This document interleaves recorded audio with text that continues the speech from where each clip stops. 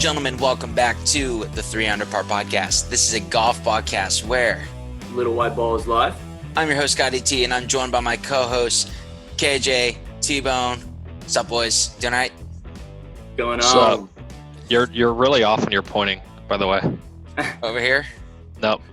Well, so that's the thing. Whenever we're recording this now, it like flips it up.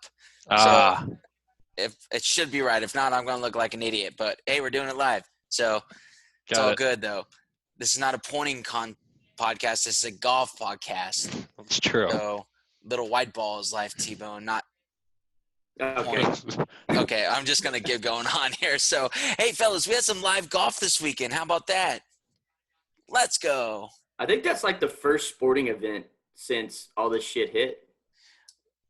You got to count the UFC. Yeah.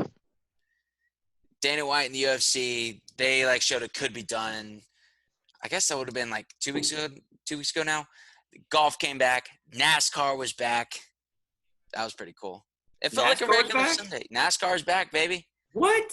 Yeah. What'd you do after the round yesterday? Played more golf. Did you really? Yeah. Did you go for the 315 tee time? I did. Funny story. We're pretty much asked to leave. What? How does that happen? This is a country club where you can pretty much do whatever you want. Well, because Adam wanted to play more, and you're not absolutely not allowed to play 6. So he drove around the back and met us on hole 3. Yeah. And somebody started bitching about it because the course was packed. I mean, dead packed. Yeah, there were a lot of people out there. And he came out and be like, guys, you know the rules. He didn't even pay. So I was like, dude, I'm out of here. Like, nice. I'm not going to overstay a welcome and get yelled at. Right. Yeah, you can't lose your honorary membership. Yeah, I mean, I have a reputation to hold up there. Isn't this go right in line with your reputation out there then? Pretty much. Well, usually it's not breaking the rules. It's more of crossing the gray boundaries per se, having a few too many cocktails, playing. And just some background. This is a country club that we're not sure still if you're a member at or not. Just so everyone knows. Yeah, this golf course, I probably on an average week I played at least 3 times. Not a member. And not a member. Not a member. And sometimes you don't play with members. That is also true. I've gotten to know just about everybody there, and the guys in the pro shop and I kind of have a understanding. Do you remember that picture Except for that from one guy. USGA where I'm wearing that Argyle shirt? Yep. That's still framed in there along with who else was on there? Was it Trey? One of our buddies was on there. I think Trey might have been on there. It's like Trey or Preston or somebody like that. It wasn't Preston. I think it might have been Trey. Okay. But so it's basically like we make the joke all the time, like he's not a member here. We literally hang his picture up in the clubhouse so you can make sure that he's not allowed. Right. The wanted poster. But it's pretty much the exact opposite. It's a good setup. I need one of those. Yeah, when are they going to start asking to pay dues? It's well, I'm not going to join, so at least for a while. So it's going to be hard for them to ask me to pay dues. Hey, it's Club Corp course. Club Corp, it's kind of polarizing. Some people love it. Some people really hate it. I think I fall somewhere probably in between. Like Club Corp, I don't think they're as bad as people say they are, but I don't think they're all that a bag of chips either. Like if you use their stuff properly in the way that's probably designed to, then yeah, it's a pretty good deal. But yeah, that's a little side tangent. So awesome. We got some live golf we're going to be talking about. USGA was also in the news. T-Bone is going to be heading up some golf gossip coming out of the match. Before we dive into it all, thank you for tuning in. Last few episodes have been fire. We don't have an interview, whatnot, set up for this one. Hopefully we'll have one for next week so that next week is Memorial Day. We'll probably be traveling, have the weekend off, or just playing a lot of golf. I don't know, either one. I might even get married. Actually, I am. That's the plan. But so wait, what? I'm getting married on Sunday. Shit. How did we not know this? Well, that was the original date. That was the original date. Yeah, this whole coronavirus, COVID, whatever you want to call it, it's like throwing a monkey wrench into everything. But we'll talk offline about this. I just pulled one of these. What? I'm just making sure Thomas is paying attention. So that's a true story. So hopefully we'll try to get a guest book for this week, so everybody will have the weekend off for next week's episode. But we got a lot to talk about this week. Diving into it hardcore. Before we do, follow us on social media at 3 on a Par Pod. That is the number 3 on a Par Pod, Twitter and Instagram. Subscribe, rate, and review. If you're here on YouTube, what did you think of the match down below? Comment below, and we're going to share our thoughts as well. And if you're listening on Apple Podcasts, write the review, 5-star rating as well. Give this video a like. You know the drill. And also tell a friend. All right. KJ, you said you didn't really have a chance to watch much of the match yesterday because you continued on and played 20 holes, not the full 27, it sounds like. Yeah. Before getting kicked off. But I did get to see, a few holes. I got to see Wolff's backswing and his mustache. I don't know which one was – I don't know. I actually loved the mustache and the full handlebar.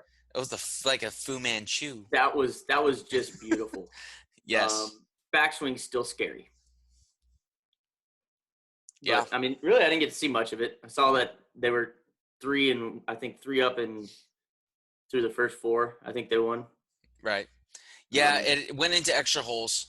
For those who are listening, I think our audience is a little bit more like if you're listening to us, you like golf, so you probably watched golf yesterday. Considering it was the first time in 9 weeks. 9 weeks, guys. That's brutal. We've had no live really sports in general. Like since Hideki won the Players. That's right. Hideki is your 2020 Players champion. What a call. Nice. So look at the scoreboard. Yes, and I thought it was pretty good. T-Bone, what were your thoughts, man, about what went down yesterday? I thought it was good. I don't know if Seminole, the course looked really cool, but I feel like it was maybe overhyped a little bit. It just kind of looked like a tropical kind of link style course. But I feel like they were talking about Seminole for like nonstop, and I don't know. It seemed like a really cool course, but maybe a little overhyped. I think watching pros carrying their bags was the funniest thing ever. Like watching Dustin Johnson carry his bag was hilarious. Like I will never see that again for the rest of my life. How about when DJ, I forget what hole it was, but he hit his tee shot and started walking. Forgot his bag. He's so used to having his caddy. Is his brother still his caddy? I think so. Do we know that? I think so. Yep. Yeah, it's like, hey, bro, catch up. I'm halfway down the fairway. Yeah, that was pretty funny. Yeah, but it was cool. It felt like a college tournament that you're watching on TV, or some kind of junior tournament. Watching those guys carry their bags and having no fans or nothing like that. So that was a pretty cool, different experience. I thought the skins thing was kind of weird, that they were going towards different charities. It's like, are you competing for, like, the charities competing against each other? I thought that was kind of weird. Right. But and then with all the money that was on the line, they end the playoff in a closest to the pin. It was like a 1.5 million. It was like a 120-yard hole. Didn't Fowler like scold the shit out of her or something? Yeah. And the one thing about it is, love it. The ending of the match was just almost so predictable. It was like Rickie kind of chokes. DJ kind of chokes, misses a like 10-footer to win. Rory misses a putt, and then it was like the best player ended up hitting the most clutch shot, I guess. But it was kind of like, I'm watching it right now. It's kind of script, like how you'd expect like a major championship to turn out. Yeah. Like DJ missing a big putt, Rory choking, and Matthew Wolff is, I guess, kind of there, and yeah, Rory wins. So I thought that was kind of funny. Yeah, I think it's why are these things determined by closest to the pin competition? I don't know how I feel about that. Like, you're out there anyway, just go play another hole. Was it Yeah, getting it late was in like the day or something? No, and they played quick, and I think they said they were waiting for the camera crews to get ready because they were moving so quick to the next tee and ready to hit. They had to wait for camera crews. Right. So Yeah, people are kind of chirping at them online, just like, oh, you're 4 people, no galleries or whatever, because pace of play is always an issue on the PGA Tour. It's like, you're still getting around in 4.5 hours. Like, why not? You're the best players in the world. Like, you're not chasing down golf balls or anything. It's because of the camera crew. That's to your point. Like, Matthew Wolff had to be like, hey, guys, are y'all ready? Because I'm ready to hit my shot. yeah, What'd y'all think of the players being mic'd up? That was cool. The little bit that I got to watch, Bill Murray was on a Zoom call or something, so you didn't really get to hear much of it. But fucking Bill Murray, man, he's just sitting there chirping. Yeah, that was kind of a disaster. Bill Murray. yeah. It's like when the call-ins came, it was kind of you quit watching golf. But I don't know. What did Rory say? He made a putt on like the first or second hole, and he was like, About winning the FedEx Cup. basically, it's like, I've won 2 FedEx Cups. You think this for 25 million? You think this putt makes me nervous? And I was kind of like, okay. Yeah, it's I think DJ threw out a social distancing comment about, Wolff had blasted it off the fairway, and he's like, thanks for continuing to keep up the social distancing. That's just a classic COVID golf joke. It's as good as it gets. golf jokes. But yeah, I thought it was cool. Just anything different, and honestly, any live golf right now is cool. Right. I'm all for it. And piggyback off that, I don't want to take a dump all over this because it was for a good cause. First time that golf was back in a long time. There were a lot of things that you can nitpick, though. And I think we can tend to be overcritical sometimes, especially when something like golf, like we've been fairly critical of the broadcast, not as bad as the no laying up guys. Like, holy crap, they really harp on it, beat that drum, but they bring up some really valid points. And I don't want to harp on those too long, at least on this one, because it felt like a regular PGA Tour event. Like, you had the camera crews and they're following the golf ball through the air, and the only thing that was missing was fans, and they got to wear shorts. That really was like the only thing that felt different about this. Otherwise, when they're like, oh, sorry, like this is shut down broadcast. If they wouldn't have told us that, I would have no idea, because you're hearing the announcers' voices over the overlays and whatnot. But bottom line is, I think they did a good job for what they were working with. I wish they would have been a little bit more experimental with it, like miking up the players, but also, I don't know. It can seem forced sometimes, like the chirping back and forth, as opposed to like when we go play. But that's because we go play with each other all the time. Like, I don't know how often these guys are actually playing with each other, if that makes sense. Yeah. Obviously, true. Rickie and Justin Thomas play a lot together to the point where they're playing left-handed with each other. But I also don't know yeah. how much like unfiltered content you're going to get when players are mic'd up for a charity tournament. They're not going to be saying nice putt, fuckface, when it's for COVID-19 relief. It's not like they're letting loose those barrels. I did, though. One thing they did do that's been constant throughout our groups is I heard a meow. Oh, yeah? On a short putt. No way. Yeah, Nice. I heard a meow. I think it was Rickie who said it to Wolff. So, that's great. There's some good stuff out there like that. Man, so we played on Sunday. We did like a 4 versus 4 group, and our group was behind KJ's. And the whole time, anytime we see anybody leave a port shut, we just yell, meow, from the middle of like the fairway. Anybody on the golf course could have, at multiple times yesterday, heard meow. It's to the point where Mark is like a buzzer, right? Is that We Mark? all 4 got buzzards. Oh my gosh. It has 4 different cat sounds. I would love to take full credit for that, just for the record. It's funny. But yeah, it was, again, first time in 9 weeks. They did a good job. Matthew Wolff, we talked a lot about him leading up to it.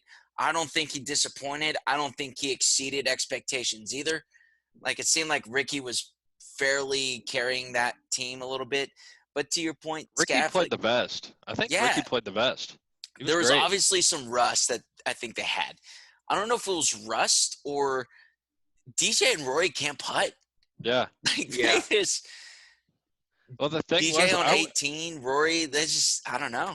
I was proud of Rickie because it was like he is by far the underdog, and even though this is a charity thing, it's something people are going to remember. And it was finally like, wow, he's holding his own. He's like taking it to some of the best players in the world, and then he just hits like a fucking thin shank on the playoff hole, and it's like, dude, just come on.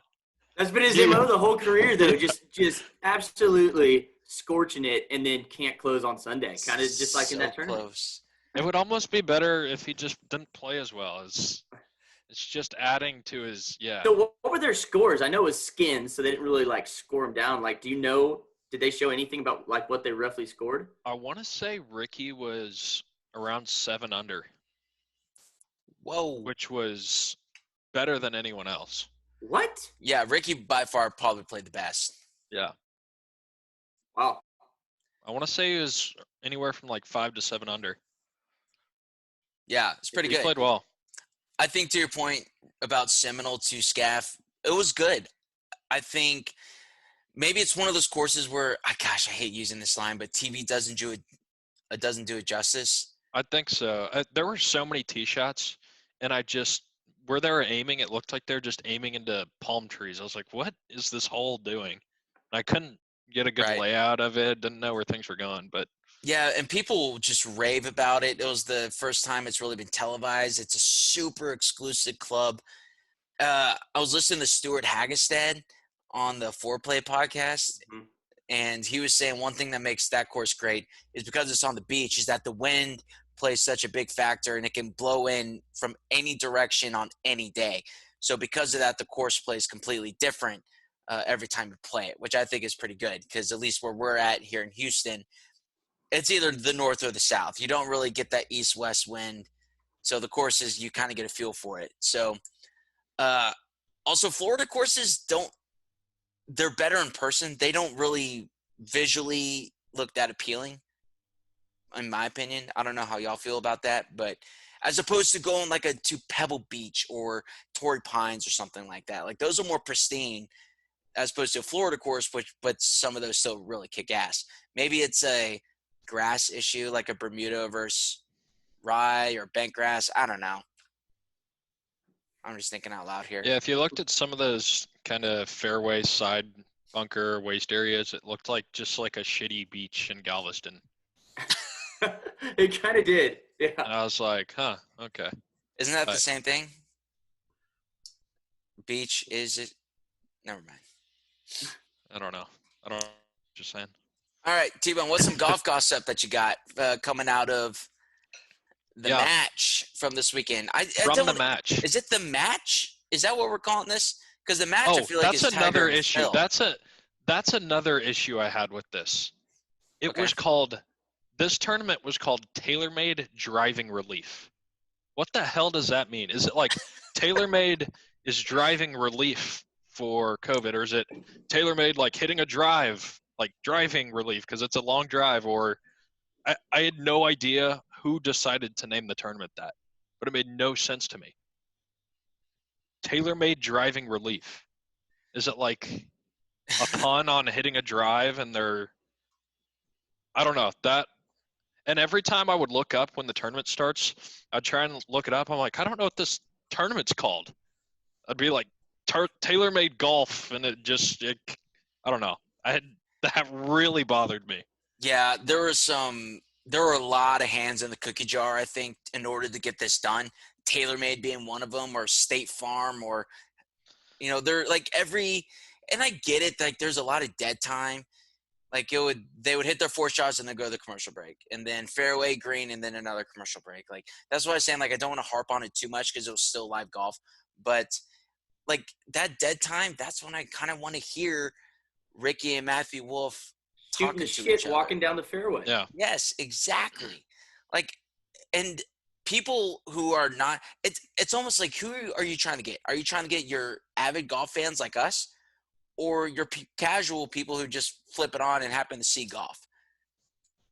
If I had to guess, people who like golf more wanted to tune in for this. I don't know if your casual fan really cared. But then again, I could be wrong. It all depends on who you're trying to go after. But I digress. T-Bone, you were saying? Cool. Sorry. Yeah, we'll shift to golf gossip. So Golf gossip. one of the, as we already talked about, the call-in were interesting. Especially, I was just watching the broadcast, and here's the good old Donald J. Trump calling in. I was like, holy shit, okay. The President of the United States called in. I was like, That oh shows my how God, big of a okay. deal this was, man. Yeah. Yeah, so anyways, last spring, Pat Riley, not Pat Riley, Rick Riley. Rick Riley? Yeah, Rick Riley. Pat Riley's the basketball coach. Correct. So Rick Riley wrote a book called Commander in Cheat. And the whole book is about how Donald Trump cheats in golf. He has an entire book of stories and everything in it. And one of the stories comes from Mike Tirico, who was holding the phone calls, and he was talking to Trump. And one of the stories in the book is that Tirico had flushed a 3-wood. He was playing with Trump somewhere.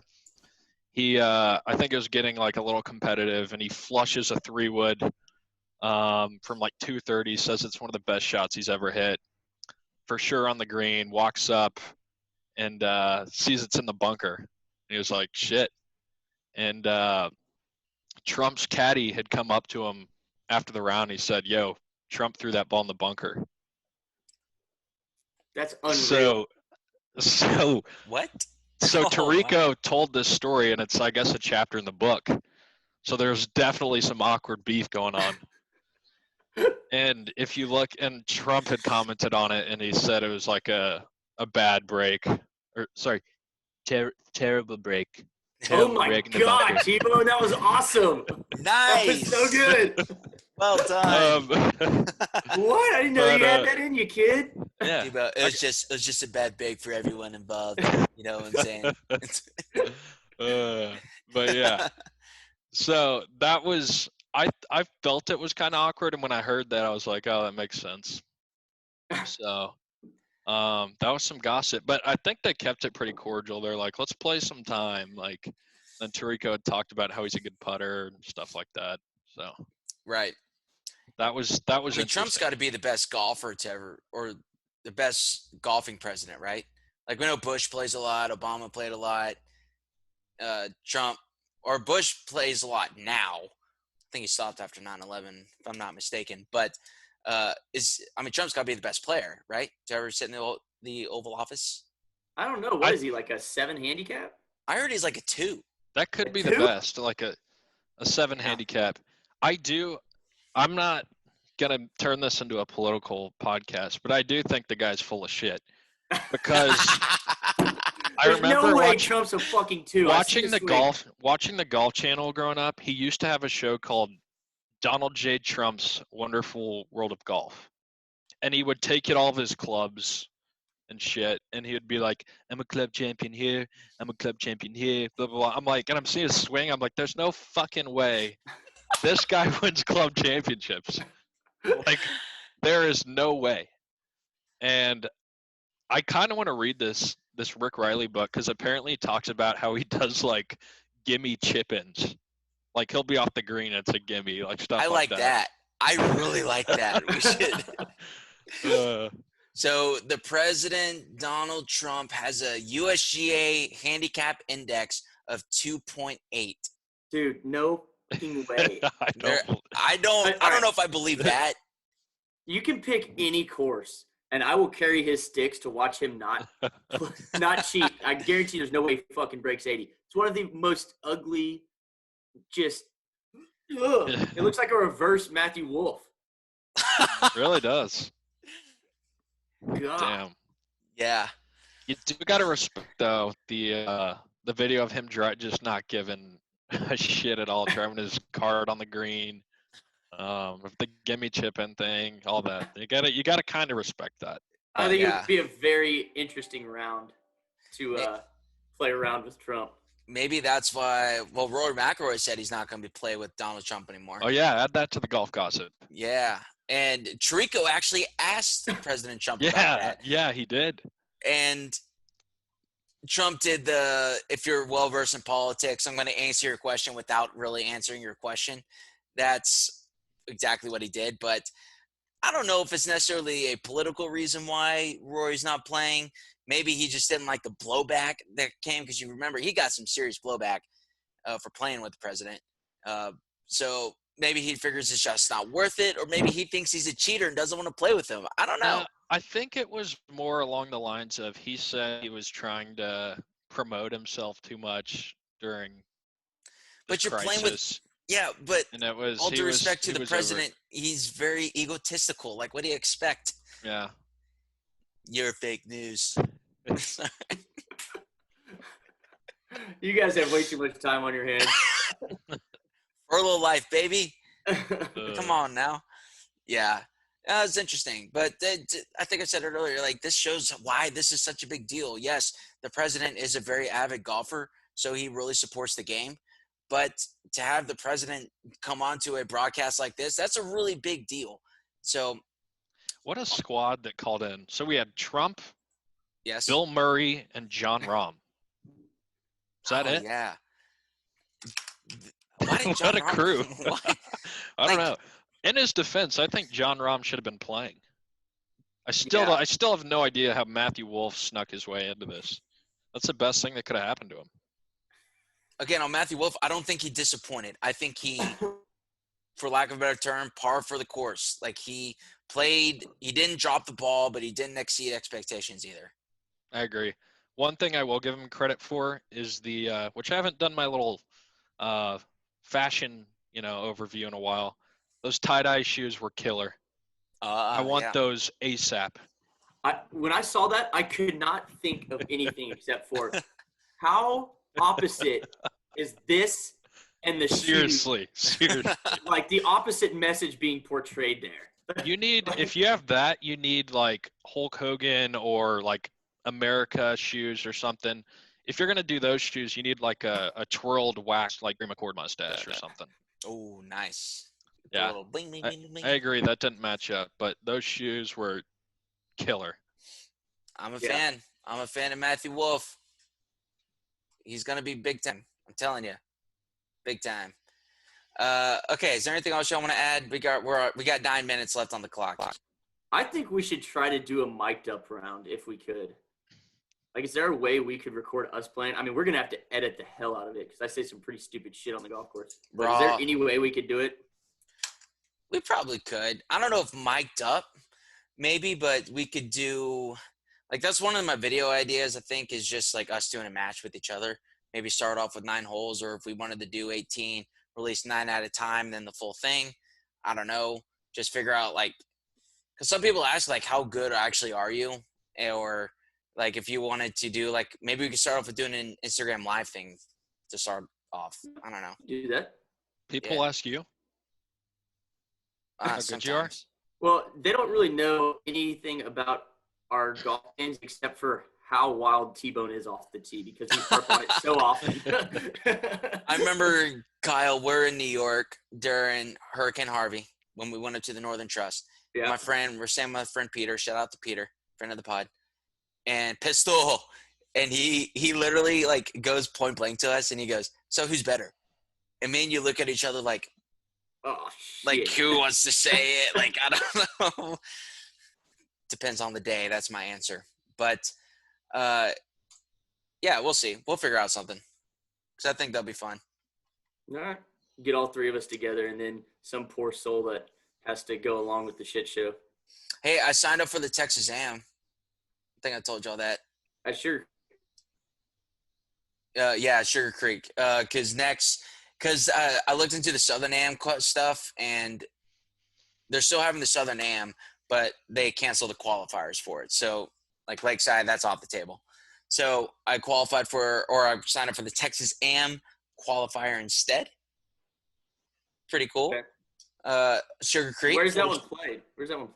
It's going to be in Fredericksburg at Boot Ranch. It's going to be at Boot Ranch? Yeah, I've never been there. Holy shit, I'm going to try to qualify for that. I suck right now, but I'm going to try to qualify. Because it might be the only time I get to play that golf course. Really? That place is beautiful. And it's like Nice. top notch. Well, picking back off, the Southern Am canceled their qualifiers. The USGA announced today that the US Open, they're not going to have qualifiers either. So usually you got your local and sectional qualifying to get you up to the US Open. They're not having those anymore. It's invite and exempt only field pretty much. And the championship is going to be September 17th through the 20th at Wingfoot. Officially announced today. Pretty good stuff. I think it's not going to be the same field because there's so many guys mini tour guys who are grinding it, get hot at the right time, qualify for the US Open. As your passionate golf fans, you're missing out on that. Your local fan or person who doesn't really pay attention won't miss that at all. Probably won't care. But for us, we'll notice, and it won't be the same. But hey, bottom line, they're still going to have it though, which I think is a really big deal. Yeah, I think it's going to make it more like any other, tournament on the PGA Tour because you're going to see all the big names. But that's what I was mentioning earlier before we, started recording. You're not going to see that random nobody out of Nebraska that You've never heard of. Is not even a professional golfer leading the U.S. Open on Thursday and then crumbling and shooting 17 over the next day. There's always that one, and there's always Charlie Hoffman leading the Masters on Thursday. Oh, man. Your boy Chuck, right, Scaff? Love it. The man. Yeah, so that was really the big news. All in all, good week for golf. Golf is back.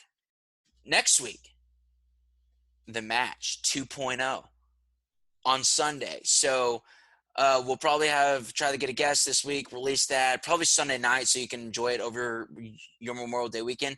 Fellas, we might have to do like an emergency pod on Tuesday or Wednesday, release it later in the week just to talk about the match. If it is good, what do y'all expect? Do y'all think it should be good, fun, entertaining? I think it's going to be a lot more entertaining than the Phil Tiger match, to be honest with you. I think they are going to take some shots at each other, and we'll get to see some good golf and some probably surprisingly good golf from the guys that, we've seen in different sports all our lives. So it'd be something I'm looking forward to. I think it'll be a lot better for the viewers than the first match. Right.